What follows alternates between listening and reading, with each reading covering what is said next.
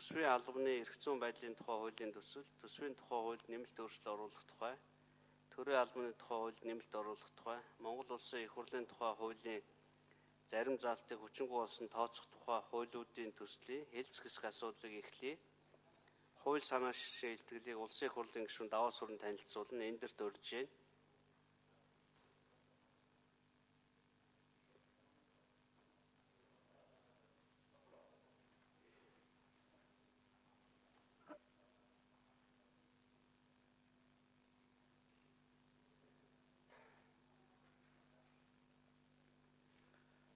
Улсын их хурлын дарга эрхэм гишүүдээ Монгол Улсын их хурлын гишүүн Даваасран Батхүү, Баярцогт, Болор, Бямцогт, Ганбаатар, Дээд Имбэрл, Хаян Херва нарын нэр бүхий гишүүд бид төсвийн албаны эрх зүйн байдлын тухай хуулийн төслийг боловсруулан Улсын их хурлд өргөн мэдүүлсэн билээ.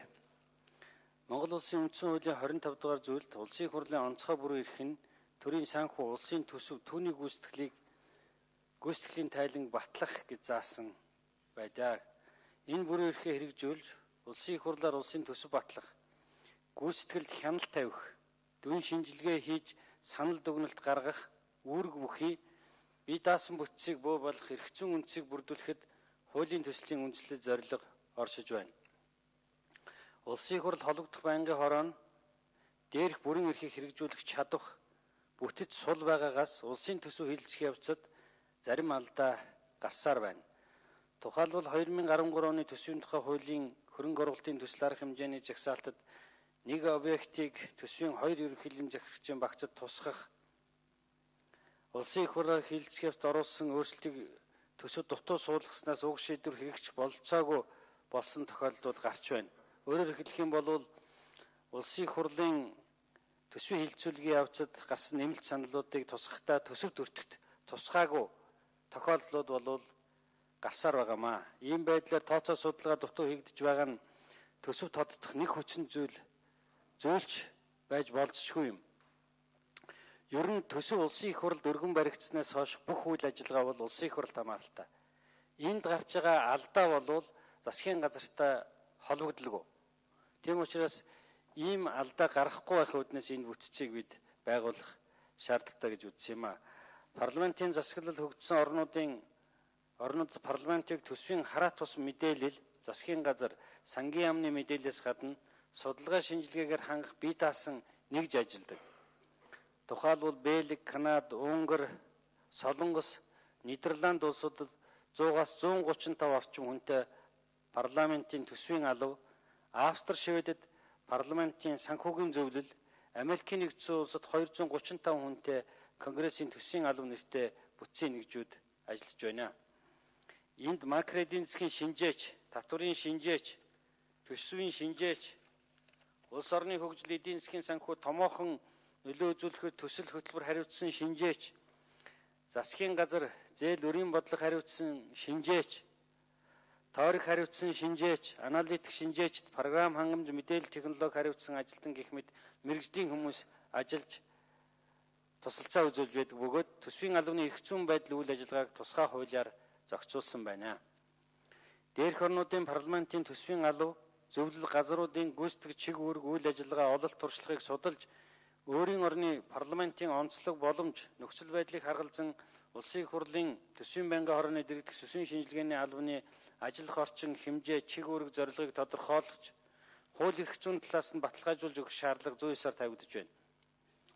Одоо улсын их хурлын хамгийн газрын дотоод бүтцэд уг алба байгаа бөгөөд төсвийн нэг ерөнхийлөн захирагч бусад төсвийн ерөнхийлөн захирагчийн төсвийн асуудлыг шийдвэрлэхээр байгаа нь эрх зүйн зөрчил үүсгэж байна. Улсын төсвийн төслийг улсын их хурлаар хилцэн батлах үйл явцыг чанаржуулах, гарч байгаа алдаа дутагдлыг арилгах, төсвийн хилцүүлгийн бүх шатанд улсын их хурл өөрөө хяналт тавьж хилцүүлгийн явцад оруулсан нэмэлт өөрчлөлтүүдийн холбогдох тооцоо судалгааг бие даан хийх, төсвийн хэрэгжлийн явцад хяналт тавьж зөвлөмж дүгнэлт гаргаж ажиллах үүрэгтэй төсвийн шинжилгээний албаар гүйцэтгүүлэх шаардлагатай байгаа юм а. Энэ зорилгоор хууль санаачлагчид бид олон улсын парламентэд байдаг жишгийг судлан үзэж, өөрийн орны онцлог тохируулан төсвийн албаны эрх зүйн байдлын тухай хуулийн төслийг өргөн барьж хилцүүлж байна. Уг хуулийн төслийг хэлэлцэн шийдвэрлэж өгөхийг хүсье. Анхаарал тавьсанд баярлалаа.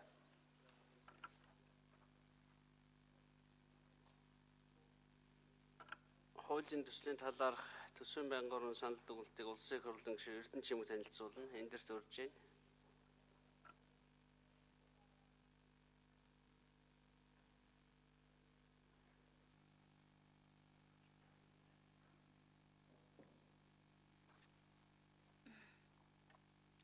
Улсын их хурлын дарга эрхэм гишүүдээ.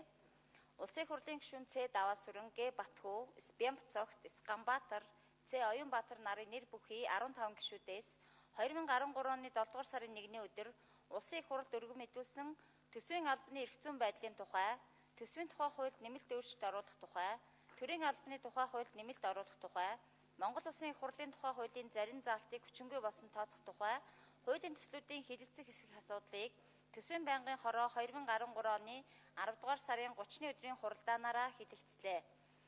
Төсөл санаачлагчид улсын их хурлаар төсвийн төсөл хэлэлцэх, төсвийн гүйцэтгэл тавих хяналтыг сайжруулах, үр нөлөөг дээшлүүлэхэд туслах, бодлогын зөвлөмж гаргах, дүн шинжилгээ хийх, засгийн газраас өргөн мэдүүлсэн төсвийн төслийг парламентын түвшинд тооцоо судалгаатай нягтлан үзэх, төсвийн хэрэгжилтийн явц гүйцэтгэл тавих хяналтыг сайжруулах, түүнтэй холбогдсон эрх зүйн харилцааг зохицуулах зорилгоор хуулийн төслийг боловсруулсан байна. Төслийг байнгын хорооны хуралдаанаар хэлэлцэх явцад улсын их хурлын гишүүн Д. Эрдэнэбат, Н. Батбаяр нар төсвийн шинжилгээний алба бүтцийн хувьд тустай байх нь буруу. Хэлэлцэх хэсэг асуудлаа шийдчихэд хэлэлцүүлгийн дараагийн шатанд энэ талаар зайлшгүй ярих шаардлагатай. Улсын их хурлын гишүүн С. Ганбаатар төсвийн шинжилгээний алба төсвийн байнгын хороотой нягт хамтарч ажиллах шаардлагатай. Төсвийн байнгын хорооны удирдлагын дор ажиллах эрх зүйн үнцийг буй болгох боломжийг олгох нь зүйтэй. Улсын их хурлын гишүүн Ц. Оюнбаатар төслийг дэмжиж байна. Албаны бүтцэд иргэний нийгмийн байгууллагуудын төлөөллийг орон тооны бус байдлаар оруулж хамтран ажиллах нь зүйтэй гэсэн саналуудыг гаргасан болно. Төсвийн албаны эрх зүйн байдлын тухай, төсвийн тухай хуульд нэмэлт өөрчлөлт оруулах тухай, төрийн албаны тухай хуульд нэмэлт оруулах тухай, Монгол Улсын их хурлын тухай хуулийн зарим заалтыг хүчингүй болсон тооцох тухай, хуулийн төслүүдийг хэлэлцэх нь зүйтэй гэж байнгын хорооны хуралдаанд оролцсон гишүүдийн олонх нь үзсэн болно. Улсын их хурлын эрхэм гишүүдээ.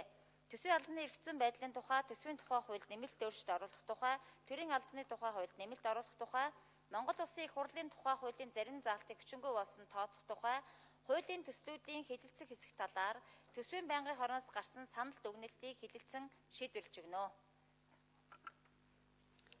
Ажлын хэсэг байгаа юм байна. Болдбаатар, Улсын их хурлын тамга газрын ерөнхий наримчгийн дарга Мөнхбаатар, Улсын их хурлын тамга газрын хуульчин үйлчилгээний хэлэлцээ ахлах зөвлөх, Даваа Жаргал, тамгын газрын хяналт үнэлгээний хэлэлцээ зөвлөх.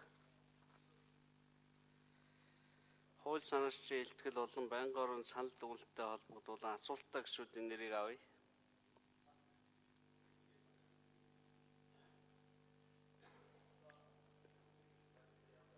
Батсар гишүүнээр асуулт таслаа. Хэний? Гараа биш, конопол дарах хэрэгтэй да.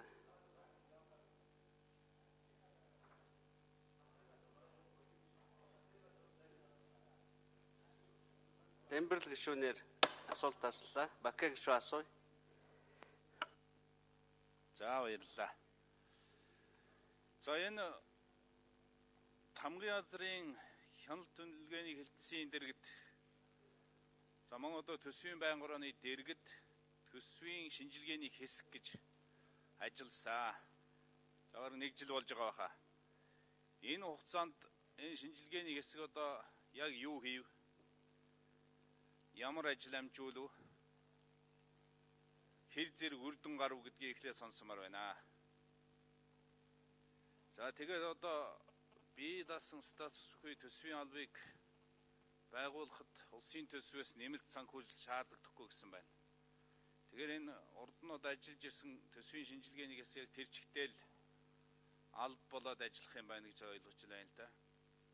Тэгэхээр ер нь бол энэ урд нь төсвийн шинжилгээний хэсэг гэдгийг төсвийн алба болгосноор тийм үр дүн гарах уугүй юу? Яг одоо нүдэнд харагдахаар бодиттой ямар ажил хийсэн юм бэ? Энэ одоо энэ заавал тийм шаардлага байна уугүй юу? За нэгдүгээр асуудал энэ байна. За хоёрдугаар энэ үндэсний аудитын газар өөрөө бол бас одоо энэ яг одоо улсын хурал хууль тогтоох дээд байгууллагатаа өдөр тутмын биш гэхэд бол одоо амьд холбоотой ажиллаж чадахгүй байгаа. Тэгэхээр үндэсний аудитын газрыг одоо ажиллах одоо зарчим үйл ажиллагааг зөв голдролд оруулахгүйгээр дэргэдэн дахиад нэг юм одоо нэмэлт жижигхэн одоо бас нэг алба байгуулах нь хэр зэрэг оновчтой юм бэ? Ингэсний оронд бол энэ үндэсний аудитын газраа бол харин зөв ажиллуулах асуудлаа төсвийн байнгаараа энэ тал дээр илүү анхаарал хандуулах байсан юм шүү. За ийм хоёр асуултанд Даваасрын даргаас тодорхой хариулт авмаар байна. Хууль санаачлагч Даваасрын гишүүн хариулъя. За Баке гишүүний асуултанд хариулъя. Баке гишүүн уг нь одоо яг энэ чиглэлээр Америкт бидэнтэй хамт сургалтанд явсан хүн шүү дээ. Тэр үед одоо чихнийхээ хажуугаар өнгөрөөсөн юм уу хааш? Америкийн парламентд ийм юм байсныг бид нүдэрээ үзэж чихээрээ сонссон. Манай парламентд бол энэ байхгүй байгаа. Тийм учраас 2011 онд төсөв хэлэлцэн батлагтаа улсын их хурлын гишүүн Батбаяр нэр бүхий гишүүд ийм алба байх нь зүйтэй төсвийн хэлэлцүүлгийн явцад одоо гарч байгаа алдаа дутагдлуудыг хянаж засаж шийдвэрлэдэг, тооцоо судалгаагаа их хурл өөрөө хийдэг, өөрөө хариуцлага хүлээдэг төсөв өргөн барьснаас хойш ийм бүтцтэй байх нь зүйтэй. Мөн төсвийн хэрэгжилтийн явцад төсвийн сар улирлын тайланг энчинээ авч үзэж ярилцдаг, зөвлөмж гаргадаг, төсвийн тодтголын асуудал дээр мөн дүгнэлт гаргадаг ийм тусалцаа үзүүлдэг нэгж байх нь зүйтэй гэж үзэж улсын их хурлын тухай хуульд өөрчлөлт оруулсан юм билээ. Улсын их хурлын тухай хуульд оруулсан өөрчлөлт болохоор энэ нэгж нь төсвийн байнгын хорооны дэргэд байна, тамгын газрын бүтцэд байна гэдээ ингээд заасан. Одоо бол ингээд ажиллаж байгаа. 10 хүнтэй. Гэхдээ тамгын газрын бүтцэд байна гэхээр нэлээд төвхт. Одоо би тамгын газрын даргыг жишээлбэл энэ албаны ажилчдыг тусгай шалгуураар тэр шаардлагатай хүмүүсүүдээр одоо бүрдүүлгээд өнөөгийн хүртэл сайн бүрдэхгүй л байгаа. Нөгөө талаараа тамгын газрын дарга гэдэг чинь төсвийн нэг эрх захирагч. Нөгөө эрх захирагчныхаа төсвийг авч үзэж ханддаг, зөвлөмж гаргадаг, дүгнэлт гаргадаг байж болохгүй. Энэ бол зөрчилтөө. Нэг эрх захирагчийнхаа одоо ирэхэд бол халдаж болохгүй гэсэн ийм төсвийн зохицуулт байгаа учраас бол энэ тамгын газрын бүтцэд байж болохгүй болчиход байгаа юм. Одоогийн өргөн барьсан хуулиар юу гэж ийнэг вэ? Би даасан улсын их хурлаас даргын томилдог одоо энэ гадаад орнуудын парламентд байгаа энэ бүтцээр ажлуудыг гэсэн санал яваа. Байнгын хорооноос хилцүүлгийн явцад гишүүд юу гэж үзээд байгаа вэ гэхээр би даасан гатшаа гаргахгүй бүтцтэй байлгыг, байнгын хорооны дэргэд байлгыг, тамгын газрын бүтцээс нь бол гаргыг, даргын их хурлын дарга томлоод, тэгээд томлогдсон дарга нь одоо энэ албаныхаа хүмүүсийг томилж авдаг байя гэсэн. Одоо өөрөөр хэлэх юм бол одоо бол би тамгын газрын даргыг буугаа сууж байгаа байхгүй юу? Энэ албаны хүмүүсүүдийг томлоод өгөөч гэж. Тэгэхээр энэ нь бол явж өгөхгүй байгаамаа. Тэгэхээр их хурлын тухай хуульд байгаа тэр өөрчлөлтүүдийг өөрчлөөд ер нь бусад гадаад орнуудын парламентын жишгийн дагуу тусгаалсан хуулиар зохицуулаад явъя гэсэн ийм шаардлагын үүднээс энэ хуулийг бид өргөссөн. Өнгөрсөн хугацаанд бол бас яг төсвийн тодтгол дээр бол ажилласан. Саяын тодтгол дээр ажиллах явцад бас одоо жагсаалт гарсан алдаануудыг бол залруулахад бол нэлээд тусалцаа үзүүлсэн. За өнгөрсөн жилийн төсөв дээр бол маш их алдаа гарсан. Тэгээ бид нар энийг засгийн газрыг одоо та нар тооцоо хавсралтаа буруу хийлээ гэхээр өргөссөн хойно танаа ажиллаа гэж. Үнэн л дээ. Одоо бол төсөв нэлээд томорчихсон. Ялангуяа хөрөнгө оруулалтын жагсаалт дээр бол их алдаа гарч байгаа. Нэг объектыг хоёр тусгасан юм би. Энд их хурлын гишүүдийн санал гаргасан саналуудыг тооцоогийн төсөв төртөгтөнд тусахгүй батлуулсан юмнууд бигээд ингээд их хурлын хилцүүлгийн явцад гарч байгаа төсөв маань өөрөө алдаа дутагдaltaй чанаргүй болчиход байгаа учраас бол тэр одоо макро эдийн засгийн өнөөдрийн яриад байгаа шаардлагатай тооцоо судалгаануудыг хяндаг, зөвлөмж өгдөг ийм нэгжийг л одоо их хурлын дэргэд тусалцаа үзүүлдэг байгууллага байгуулж ажиллах гэдэг.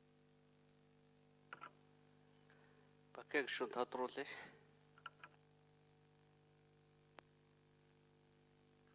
даваасран гишүүн бит хоёр бол уг нь Америкийн Конгрессийн дэргэдгээр аудитын байгууллагын ажиллагаатай төсвийн аудитын байгууллагатай танилцсан л да. Тэр бол яг бас өрдөнгө өгч байгаа тийм байдал харагдсан. Тэгэхдээ бүх юмыг бид бол Америктэй харьцуулаад Америкээс хуулаад ах хэд зэрэг оновчтой юм бол тэрний оронд энэ үндэсний аудитын газрынхаа үйл ажиллагааг боловсронгуулах асуудал илүү чухал биш үү гэж би асуугаад байгаа байхгүй юу. Нэгд хоёрт бол энэ төсвийн шинжилгээний хэсэг чинь 1 жил ажиллахдаа юу хийсэн юм бэ гэж үрдэн ямар байсан юм бэ гэж асуугаад байгаа байхгүй юу. Тэр хаана байсан хамаа байхгүй. Тамгын газрын дэргэд байсан ч гэсэн тодорхой үрдэнтэй л ажилласан байх ёстой шүү дээ. Даваасран гишүүн нэмж хариулъя.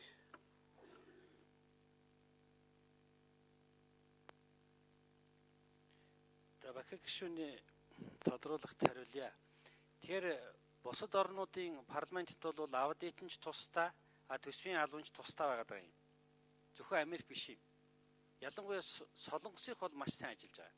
Бид нар Солонгосын энэ албатай бол бас нэлээд уялдаатай судалгаа зөвлөмж авч ингэж ажилласан төсвийн хуулийг боловсруулахдаа өнгөрсөн хугацаанд ер нь хүнээ томилох гэж бол их удсан. Энэ нэг 9 сараас ерөнхийдөө нэг бүрдэж одоо ч гэсэн бас чадаагүй л байгаа. Төсвийн тодтгол дээр бол энэ баг сайн ажилласан. Зарим гарсан алдаа дутагдлуудыг бол одоо илрүүлэх бас тодорхой зөвлөмжүүдийг байнгын хороодоор хилцэхэд гаргаж ажилласан. Одоо ч гэлээ гэсэн 14 оны төсвийг хилцэхэд яг энэ чиглэлээр ажиллаж байгаа. Макро эдийн засгийн хүнийг аваад ерөөсө удаагүй байгаа юм билээ. Энэ хүн бол одоогийн оруулж ирсэн тэр валютын ханш мөн энэ бусад одоо олон улсын зах зээл дээр байгаа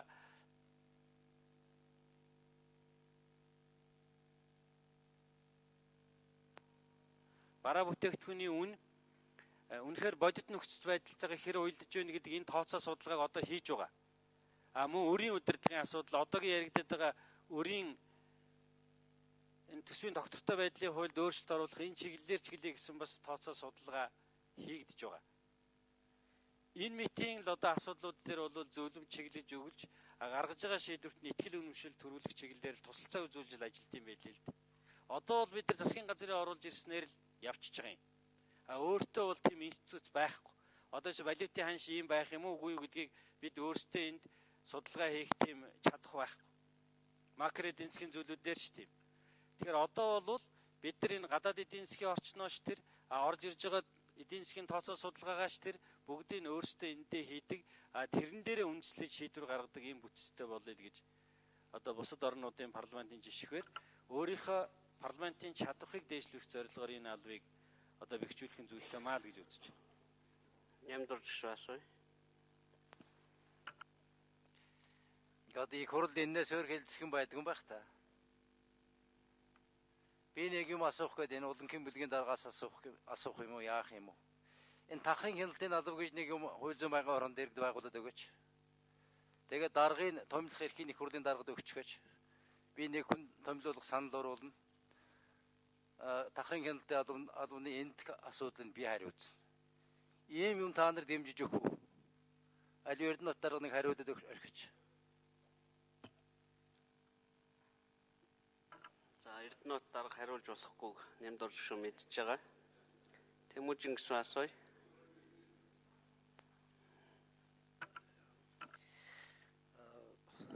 Энэ хилцэж байгаа хувьтай холбоотойгоор 3 асуулт байна.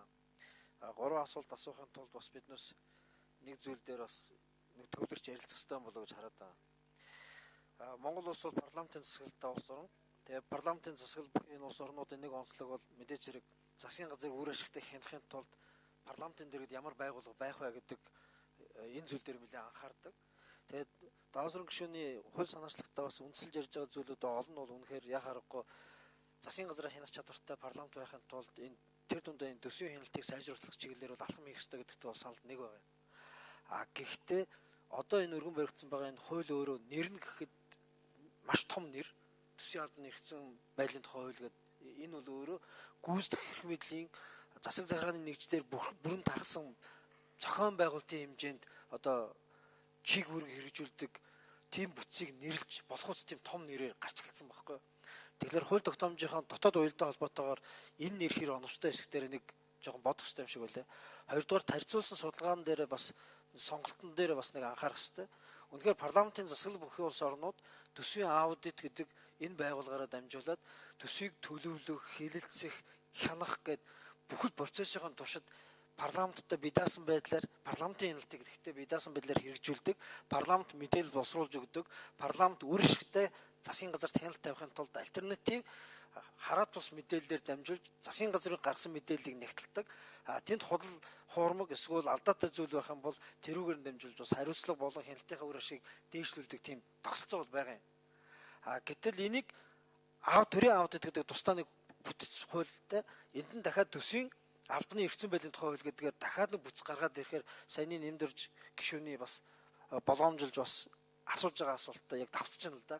Энд чинь өөрөө тэгээд засгийн газар парламент өөрөө засгийн газраа хянахын тулд ингээд төсөв гэдэг нэг хяналт биш ингээд байгууллага болгоны давхар хяналттай юм шиг юм өргөн том нүсэр бүтцтэй байх юм уу гэдэг асуудал тавигдана. Яг харахгүй Америк бол ерөнхийлөгчийн засаглалтай учраас ерөнхийлөгчийн засаглал нь хоёр ингээд сонгуулийн хэлбэрээр гүйцэтгэх эрх мэдэл болон парламент өөрөө бүрддэг учраас энэ хоёр ардчлалын мөргөлдөөний шийдэх зорилготойгоор маш хүчтэй хяналтын давцсан бүцүүд үүсгэсэн. Монгол улс бол парламентын засаглалтай засгийн газар нь парламентаас томилогддог учраас ямар төсвийн хяналттай байх ёстой гэдэг бол бас өөр зохицуулттай л да. Тэгээ энийг бас нэг ингээд бодолцож байгаа шийдэхгүй бол энэ өөрөө магадгүй ерөнхийлөгчийн засаглал бүхий улс орнууд байдаг давцсан хяналтын нүсэр бүтцүүдийг парламентын засаглалд авч хэрэгснээр эдийн засгийн хувьд, зохион болтын хувьд, чигүүрийн давхардлын хувьд гээд олон зүйлээр өөрөө нөгөө төсвийг илүү үр ашигтай болгох гэж зорж байгаа энэ зорилго нь өөрөө төсвийг дахиад үргэлгэн данхар хяналтын бүтцтэй болгочих гэдэг болгоомжл байгаа. Миний хувьд бол харин төрийн аудитыг төсвийн аудит гэж нэрлээд нөгөө үйл ажиллагааны аудит, төлөвлөлт, төсвийн төлөвлөлт гэх мэтлэн одоо хэрэгжихгүй байгаа, эзэнгүй байгаа, чадвар сул байгаа чигүүргүүдээ тэн дээр өгөх байдлаар хуулиа сайжруулад, зохион байгуулалтаа сайжруулад харин төсвийн аудитын томилгоон дээр төсвийн байнгын ороо тэр дундаа төсвийн хяналтын дэд хорооны оролцоо бас нэлээд сайн байдаг тэр тогтолцоор шилжих юм бол Монгол улсын хувьд бол хамгийн зохистой ու зохимжтой хууль юм шиг санагдаад байна. Нэг зүйл дээр би бол их болгоомжтой санаа зовж байгаа. Хуулийн гарчиг бол хэтэрхий том байгаа учраас энэ өөрөө цаашдаа Монгол улсын хууль тогтоомжийн харилцан хуультай бүхий нэршилтэй зөрчилдөөн үүсэх магадлал байгаа шүү гэдэг дээр бас хууль санаас төгс нэг эргэж нэг хараасаа гэж бодож байгаа шүү. Давсрын гишүүн хариулъя. Тэмүжин гишүүний асуултанд хариулъя. Нэрийн хувьд эргэж харах зүйл байж магадгүй. Ер нь бол яг төсвийн албаны тухай хууль гэсэн, төсвийн шинжилгээний албаны тухай хууль гэсэн ийм л хуулиуд дээр байгаа юм билээ л дээ. Бусад тэр 10-аад орны парламент дээр бол ер нь энэ бол хяналтын чиглэлээр гүйцэтгэх биш юм аа. Энэ алба бол их хурлд эдийн засаг төсөв санхүүгийн чиглэлээр зөвлөмж өгж ажиллах л нэгж. Өнөөдөр жишээлбэл бид нэр засгийн газар одоо валютын ханш тэд байна гэдэг ч юм уу аль эсвэл тодорхой эдийн засгийн чиглэлээр зорилт тавиад ороод ирлэхэд бид өөрсдөө хянах бүтц байдаг. Их хурл төсөв өргөн баригдснаас хойш бол ерөөс их хурлын хийх ажил. Жишээлбэл одоо ингээд Тэмүжин гишүүн хууль зүйн яамтай холбогдлолтой нэмэлт санал гаргаад хураагдаад дэмжигдлээ гэхэд тэрний тооцоо судалгааг энэ алав хийж төсөвд тусгаж батлуулж явах хэрэгтэй. Одоо бол засгийн газартаа хүчиж санал гарангуут л сангийн яамаа ч юм уу эдийн засгийн яамаа за одоо ингээд жагсаалтыг хийгээд оруулаад иргээд буцаад яг төсвийн хилцүүлгийн явд их хурл өргөн баригдснаас хойш хоёулаа хамтарч ажиллаад байгаа юм.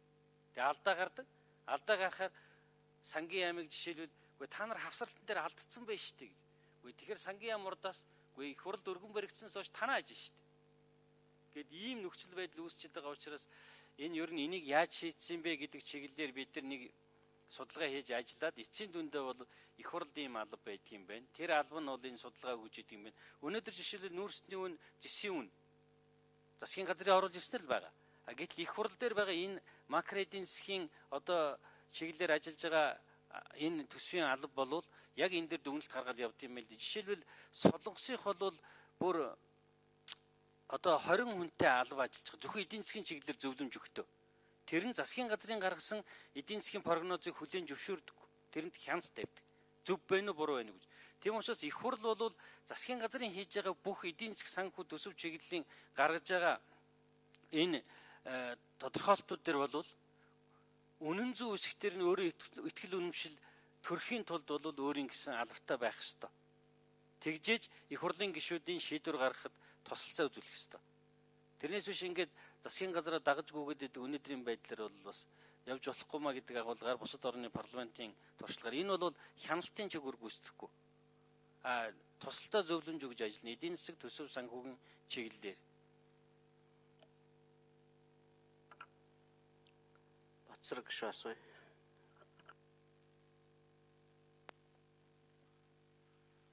Бид нар бол төрийн тогтолцоогоо улам боловсронгуй болох чиглэл рүү бол бүгдээрээ л санаа зовоол анхаарч байдаг л да. Энэ дотроо парламентын чадварыг дээшлэх талаар бол бүгд л санаа зовж байдаг. За энэ талаасаа бол ялангуяа одоо төсөв баталтай гонцгой эрхтэй институт болох парламентаа бэхжүүлэх тал дээр нь ийм одоо төсвийн шинжилгээ хийдэг албатай байх нь зүйтэй байхаа гэж бодож байгаа юм.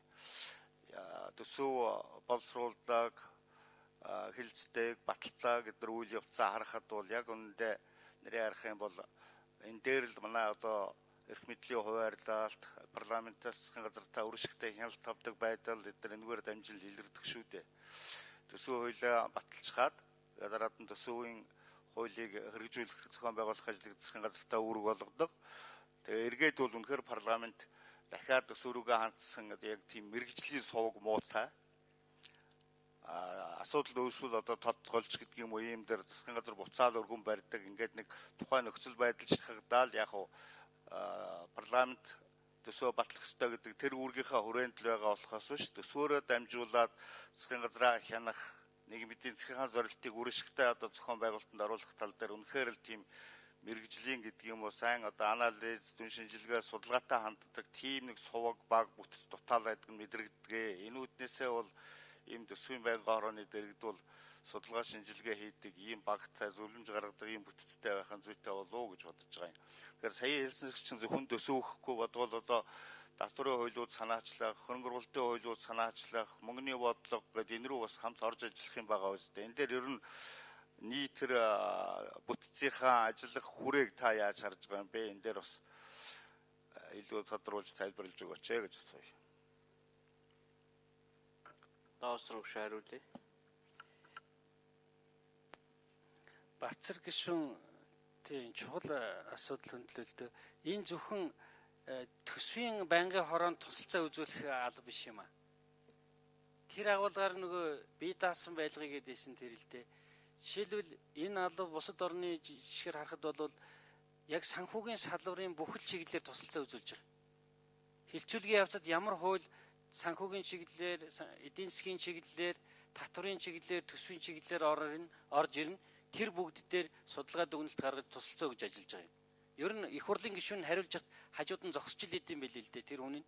Тэгэл одоо ерөөсөө тэр шаардлагатай материалаар хангаж өгөөл байж идэг. Байнгын хороонч байж идэг. Энэ албанч ингээл хажууд нь зогсоол тусалцаа үзүүлэл байж идэм байл. Тэгэхээр энэ дээр бол яг таны хэлсэн тэр татвар, төсөв, мөнгө, санхүү бүх чиглэлээр бол даатгал энэ чиглэлээр энэ алба бол тусалцаа үзүүлж их хурлд шийдвэр гаргах шаардлагатай материалаар хангаж ажиллах.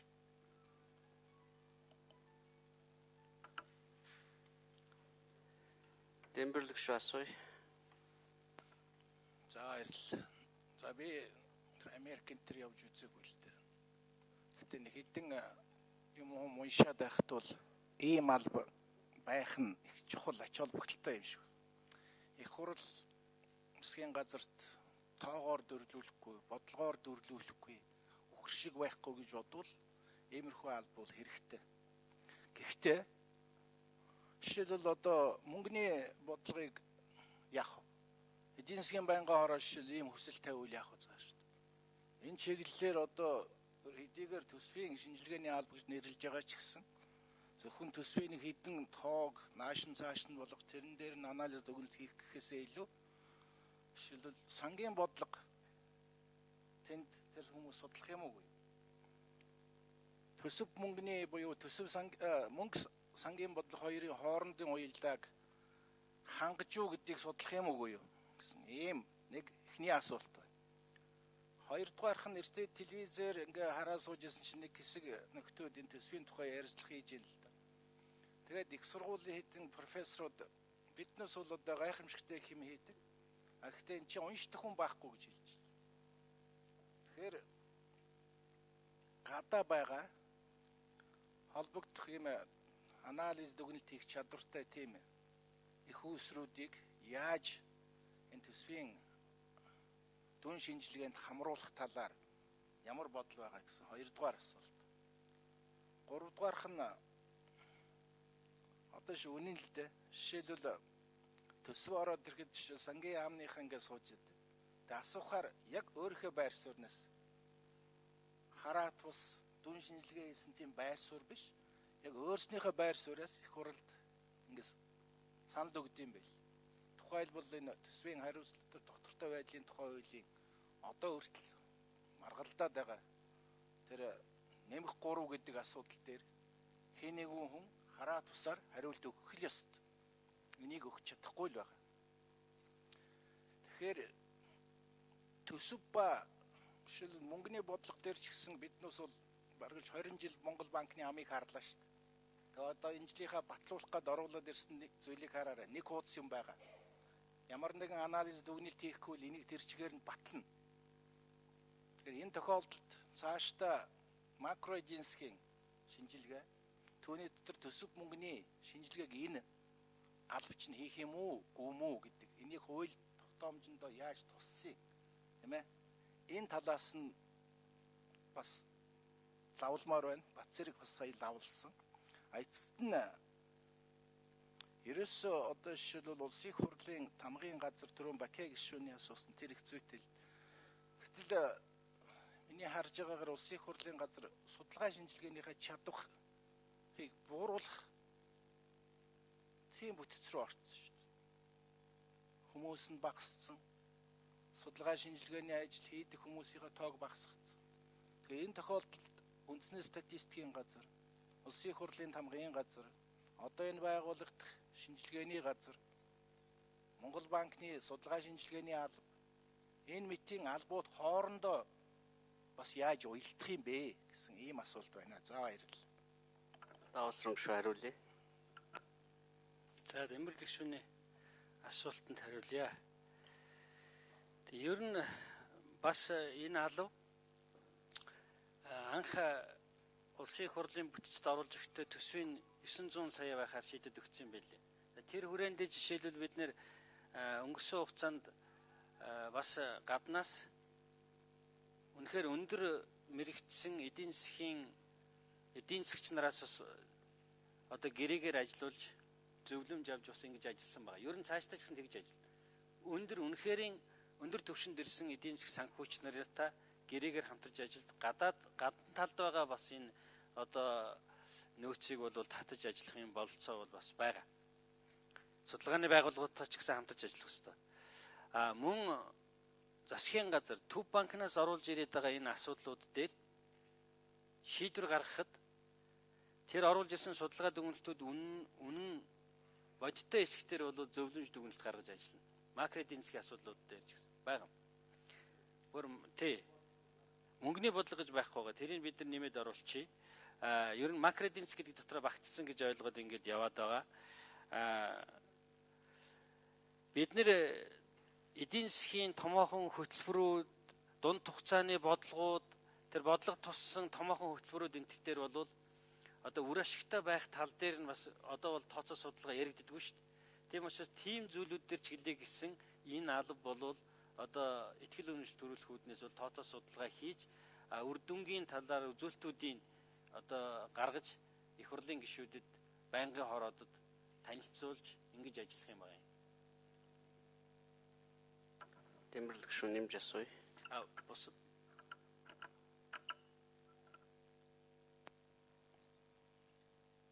төсвийн доктортой байдлын тухай хуулийн хамгийн ихний заалтан дотор нэг хэдэн зарчим байгаа. Тэрний нэг зарчим нь энэ улсын хурл руу орж ирж байгаа альва хөрөнгө оруулалтын төсөл хөтөлбөрүүд эдийн засгийн хувьд үр ашигтай, нийгмийн хувьд ач холбогдолтой гэсэн байна гэсэн заалт байна.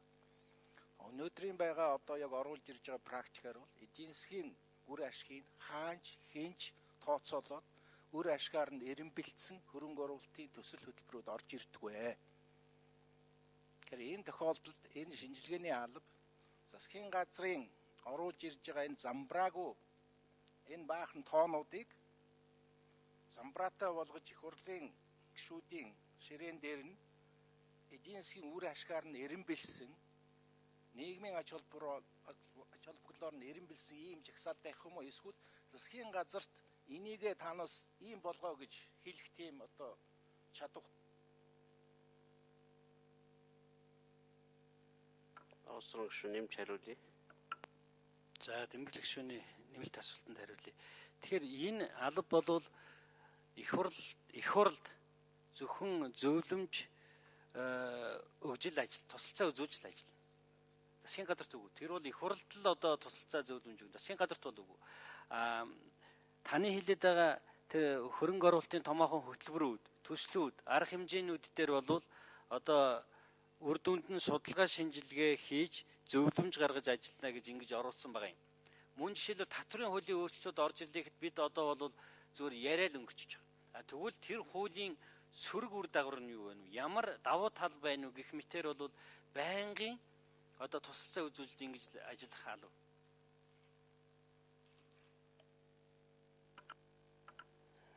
Гишүүд асуулт асууж хариулт авч дууслаа. Үг хэлэх гишүүдийг бүртгэе. Дэмжсэн 3, дэмжээгүй 3. Нэмдор гишүүн чөлөө аваагүй л. Өглөө чөлөө аваагүй л.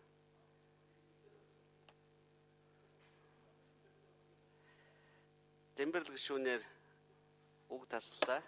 Тэмүүжин гишүүн үг хэлнэ.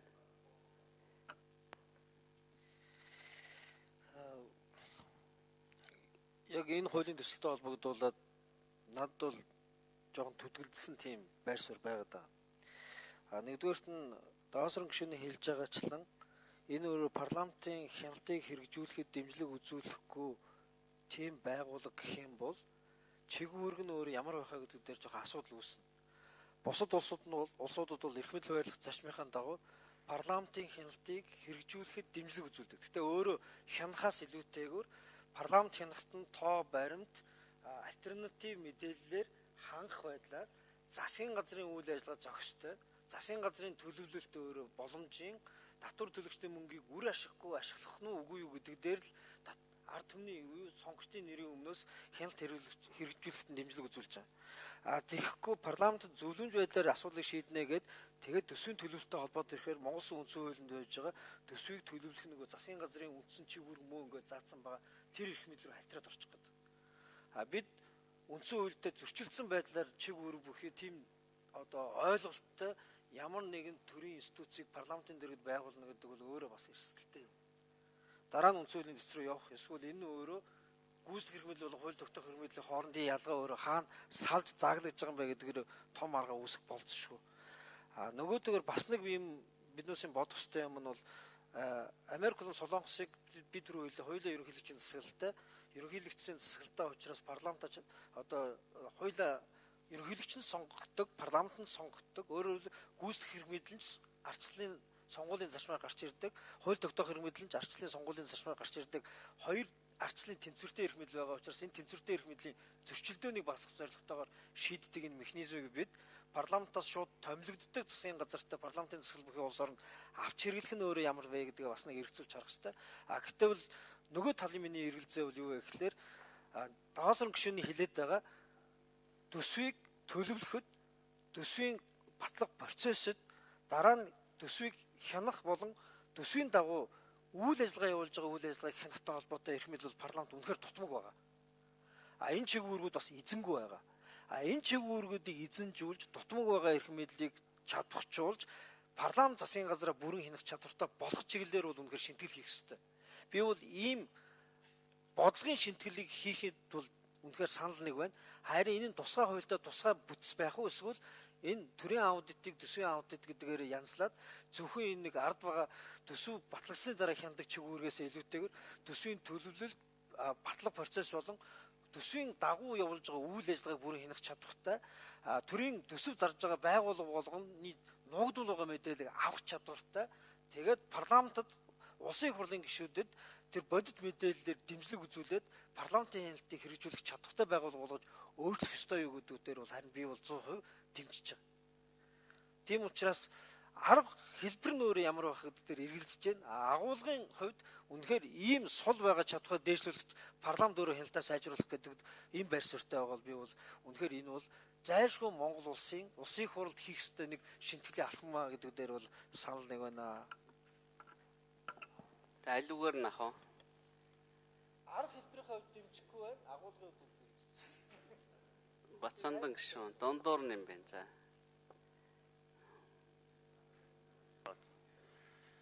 За би өнөөдөр төсвийн 1000 хорооны дарга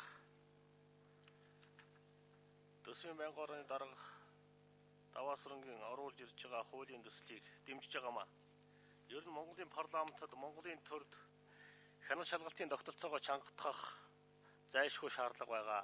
Төрийн хянан шалгалтын тогтолцоо алдагдаад олон 10 жил болж байна. Төрийн хянан шалгалтын тухай хууль хэрэгжихгүй болсон. Аудитын байгууллагын шүдгүү болсон гэдгийг манай иргэд дээр доргу ярьж байгаа. Төсвийн хулгай гаарсан газар авсан гэдгийг ерөнхий сайд минь ярьж байгаа. Татвар төлөгчдийн төлс нь нэг төгрөгч хулгайд алдагдах ёсгүй гэдэг зарчмаар бид ажиллах ёстой. Гэтэл өнөөдөр татвар төлөгчдийн мөнгө тэр бумаараа хулгайд алдагдаж байгаа. Хонио чононд мануулж болдгоотой адилхан төсвөө зөвхөн төсөв ерөнхийлөн захирагчдын мэдэлд орхиж болохгүй. Тийм учраас энэ Даваасран гишүүний оруулж ирж байгаа хуулийн төслийг би 100% 2 гараа өргөн дэмжиж байна гэдэг илэрхийлмээр байна. Нэг дэмжлээ. Нэг дондуур нь хэлсэн. Нэмдорж гişүн. Гэн төсвийн хяналт байх ёстой, энэ ажил сайн байх ёстой гэдэг дээр эргэлзээд байгаа юм алга л да. Тэгэхдээ одоо энэ баянгын хорооны даргад хууль мууль гаргаж алба байгуулдаг энэ ажил эхэлж байгаа юм байна л да. Одоо түн утахгүй Бурма өргөдлийн баянгын хорооны дэргэд бас нэг өргөдлийн хяналтын алба байгуулах санал оруулж ирнэ айгүй бол. Ингээд бүх баянгын хороод нэг хууль маягийн юм гаргаад явах нь л дээ. Ийм суурь тавигдж байна л гэж би харж байна. Энэ аудит ажлын сайжруулахгүй юу? Энэ их хурлын тамгын газар чинь урдан дотор багтхан байсан шүү дээ. 300-400 хүнтэй юм л байх. Энэ доторх тэр албаныхаа ажлыг сайжруулахгүй юу? Ер нь их хурл ингээд өөрөө юм зохиол бичээд уран тоогоо нэмээд байх юм бол энэ төсөв гэдэг юм чинь цаашдаа юунд хүрэх юм бэ? 3300 уран тоо нэмэгдүүлнэгээ засгийн газрын санал оруулаад ирчихсэн. Тэгсэн гэрнэ хөрөнгө оруулалтынхаа ажлыг хийдэггүй. Төсвөө бүрдүүлдэггүй. Тэгэл баахан хэрэггүй уран тоо нэмээд байдаг. Одоо энэ 300 хүний чадварыг их хурл бүрөнгөөс ашиглаж чадж байгаа юу? Байхгүй шүү дээ. Засгийн газар муу юм оруулж ирж байгаа, алдаатай юм оруулж ирнэ л гэн. Тэр муу юм оруулж ирж байгаа засгийн газар огцруулахгүй юу? Их хурл дээр хэн чадахгүй байна, алба муу ажиллаж яана л гэн. Тэгээ Болдбаатартай хариуцлах тооцохгүй юу? Ер нь энэс хаашаа их хурл дээр энэ элдв уран тоо нэмдэг энэ төсвийн өрлөгөн зарлагын асуудлыг жижигт нь авч үзэх шаардлага гарч байна. Яасан ч их уран тоо нэмдэг юм. Энэ алба гарч ирээд юу сайжруулах юм? Аймаг орнуудад төсвийн зарлага гинэх юм уу? Их хурлаас юу засгийн газараас ороод ирж байгаа баримт бичгээр нэг жаахан анализ хийх байх. Их хурлын гишүүд өөрснөө унших хэрэгтэй шүү дээ. Тэр зөвлөх ажиллуулах хэрэгтэй шүү дээ. Тэр тамгын газар ажиллуулах хэрэгтэй шүү дээ. Нэг 4-5 миллиард төгрөгийн дотор юм ойлгохгүй байвал хайр л байна шүү дээ. Одоо энэ их хурлын гишүүд одоо надад чи ямар аль болох юм гэхлээр энэ Даваасрынгийн сонгуулийн ажилд явж бас нэг хэдэн хүн энэ тэндээс авчирж л тавина. Нарийн дээ. Ийм юм хийх гэж шүү дээ. Хийдэг шүү дээ. За Даваасрын чи зүгээр тэр 10% асуудлыг л сайн ярьж яах нэг хурлд. Өөр чамд яриад ах юм байхгүй. Ор хоронгүй, ооч хаяггүй, Кэрмэл Бадарчин шиг амтан чи олон юм битгий яриад байна. Тийм учраас би ийм хууль бус зарлагыг цаашаа хэтрүүлж болохгүй, ийм тэлэлт хийж болохгүй гэж үзэж байна. Энэ татвар төлөгчдийн мөнгө чи хайр л байна шүү дээ. 4 жил болоод сонгуулиар унахныг этгээдэд алба байгуулж өгöd байдаг ийм замбрааг байж болохгүй шүү дээ. Нарийнда бол энэ аудит гэдэг газар чи яг энэ даваа сөрөнгө яриад байгаа юмыг наривчилж хийж явах хэрэгтэй газар шүү дээ. Энэ газар л чадвагчулд. Энэ газар дотор энэ даваа сөрөнгө яриад байгаа асуудлыг хяндаг алба байгууллага. Тэр албаныхаа хийсэн ажлын үр дүнг их хурлаар авч ирээд хэлэлцэлд төсөв хэлэлцэхгүй тэр албаных нь хүмүүсийг энд байлгаж хагаад нарийн нэгтлэлд 100 ямаанд 60 ухан гэж ирнэ яасыг оронтоо нэмдэг. Энийг чинь би эрсээ сүрвэсэж байна. Энэ арчилсан намын бүлгийн гишүүд энэ эсрэг санал өгөх байх гэж бодож байна. Та нар ингэж төсвийг хэтэрхүүрлэн байдлаар цаашаа явах юм бол хол явахгүй. Би зарчмын юм ярьж шүү. Нэг шүү сургуучлаа. Гармгаатар шүү. За бивэл даваа сөрөнгө гишүүний өргөн барьсан хуулийн төслийг дэмжиж байгаа гэж өгүүлж байгаа. Энэ Ямдарж гишүүний хэлж байгааг сонслоо. Тэгвэл бас бид нэр улсын их хурлын гишүүд хууль санаачлах эрхийнхаа дагуу санаачилж байгаа хуулийн одоо гишүүнтэй холбож тайлбарлах бол нэг сайн үр дүн биш байхаа гэж ингэж би бодож байгаа. Тийм учраас энд бол авах ч юм байгаа, хаях ч юм байгаа.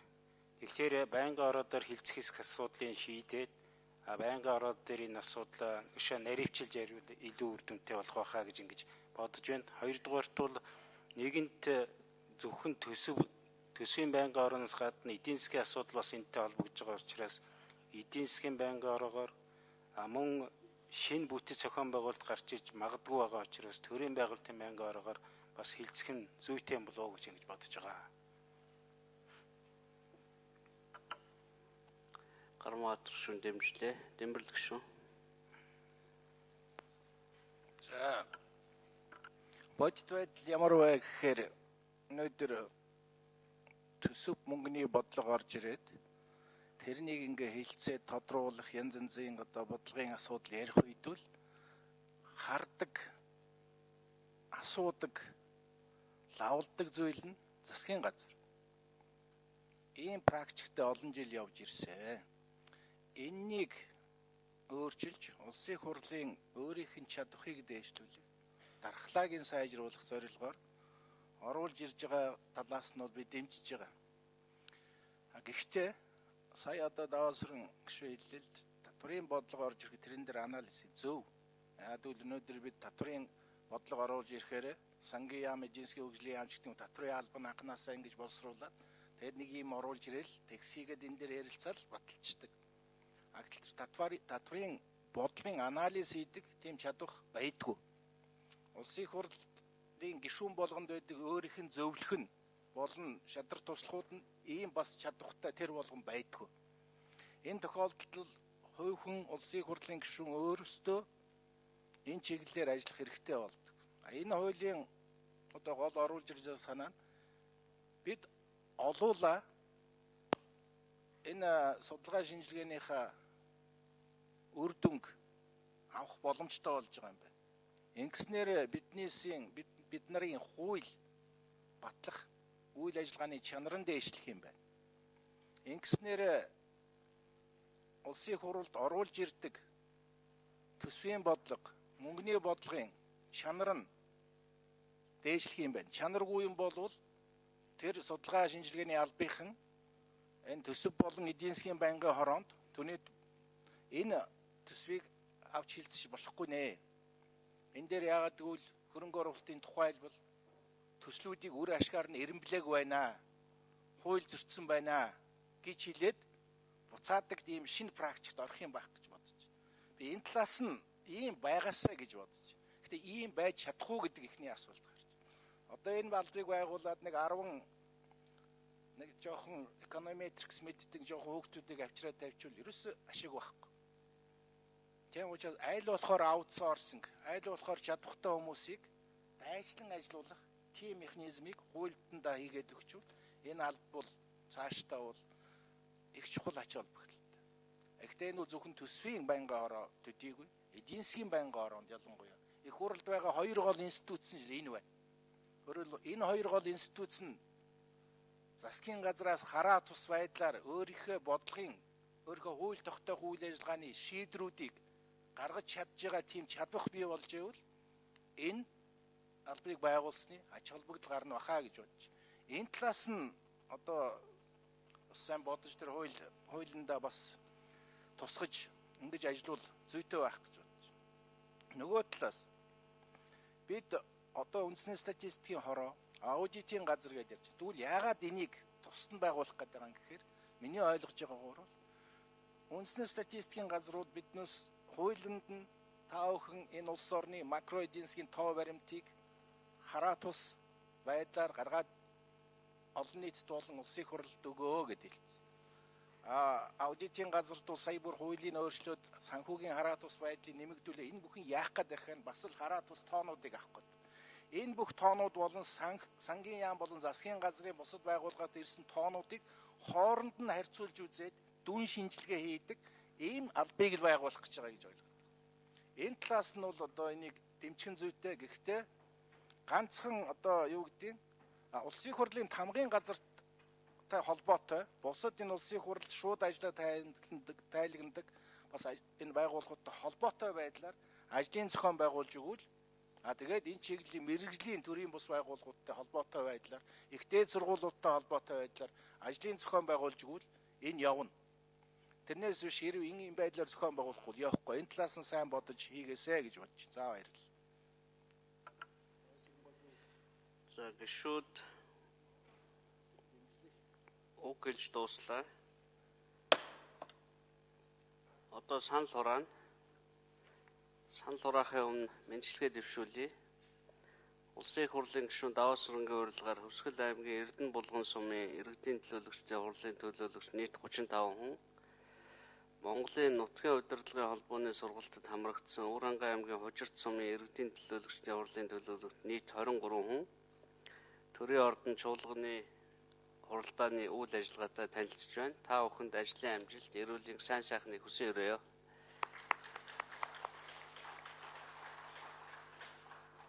За одоо санал хураана.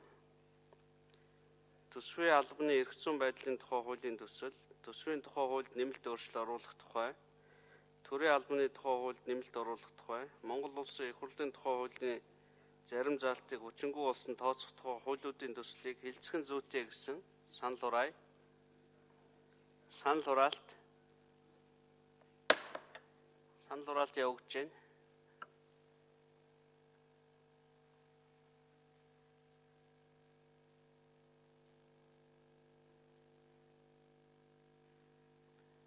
гишүүн оролцож 27 гишүүн зөвшөөрч 58.7% сандлаар хуулийн төслийг хэлцэх зүйтэй гэж үзсэн тул анхны хэлцүүлэл бэлтгүүлэхээр төсвийн байнгын орон